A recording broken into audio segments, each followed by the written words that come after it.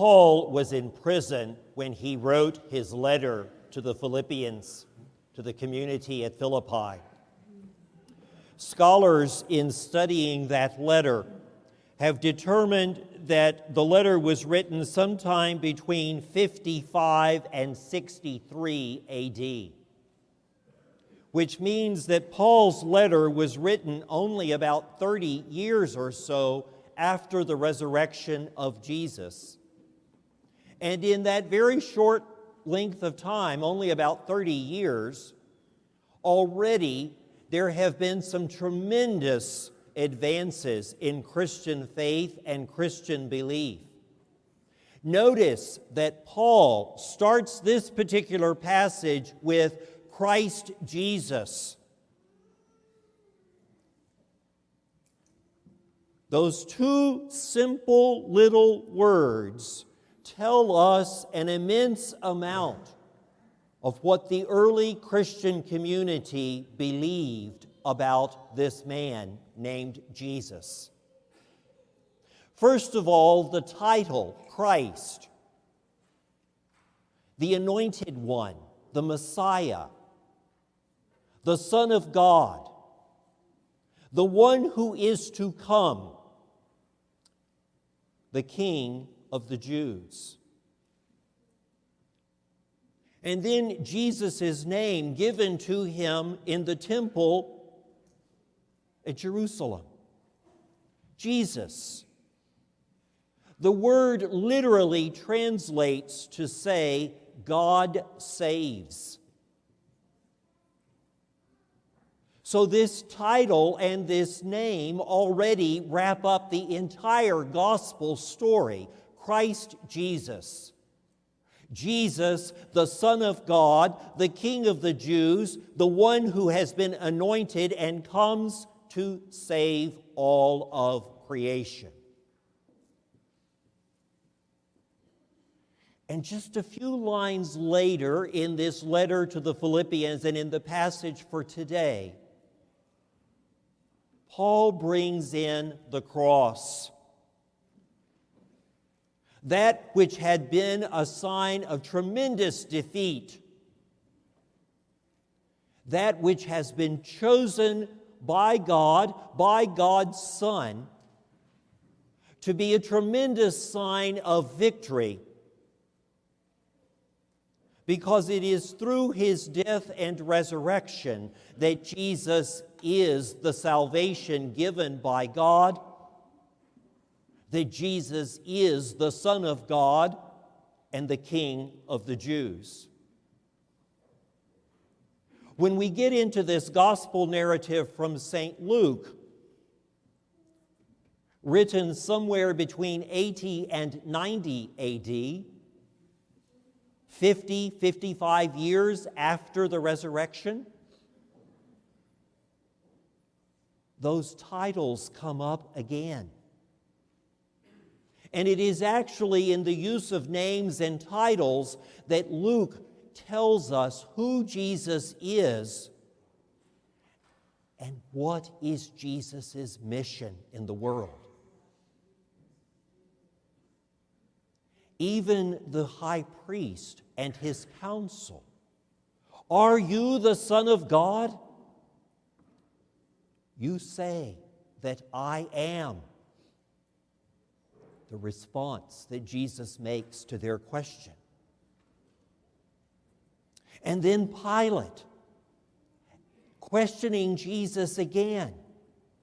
"Are you the King of the Jews?" And again, Jesus' response, "You say so." Those titles, those words convey such tremendous meaning. And they are the reality for those of us who believe. But there's another name in this gospel narrative that is loaded with meaning.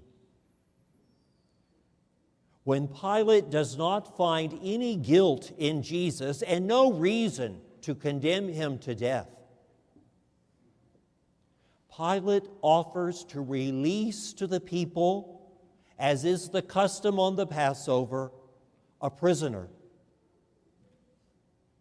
And who is it that they ask for? Exactly. Release Barabbas. Have you looked at that name?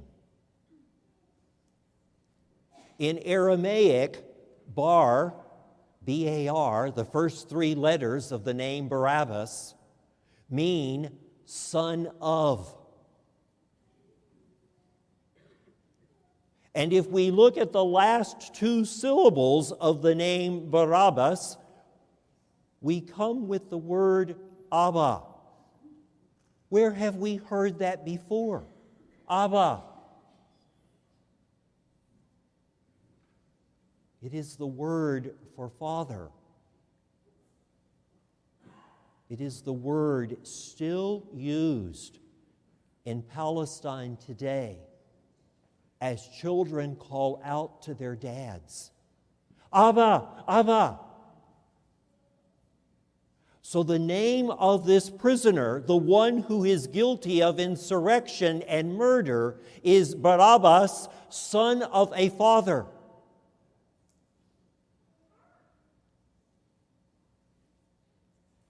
And he is released. His sin is wiped away. And he is released to freedom. And he is released because Jesus will take upon himself all of the guilt, all of the sin. And carrying that cross, Jesus will make the trip to Calvary. And he will die there. And then he will rise. What St. Luke is indicating in this gospel passage is that everything that the Jewish people had been praying for generations has come to pass. All of those sons and daughters of fathers and mothers are released from their sin,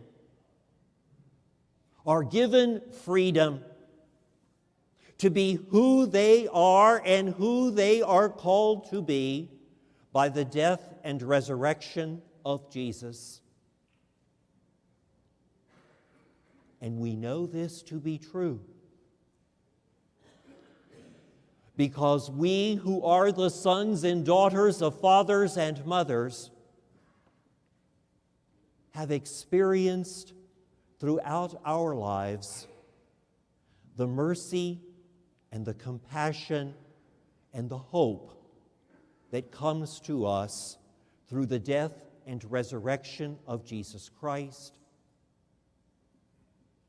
which fills us with the Father's and the Son's spirit of love.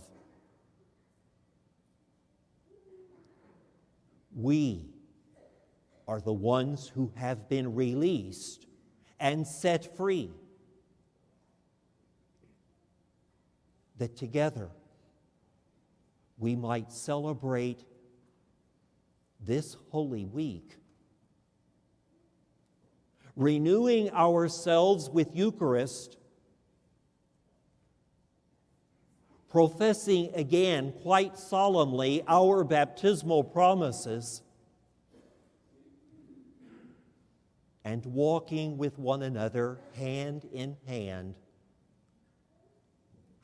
across the bridge that is the cross of Jesus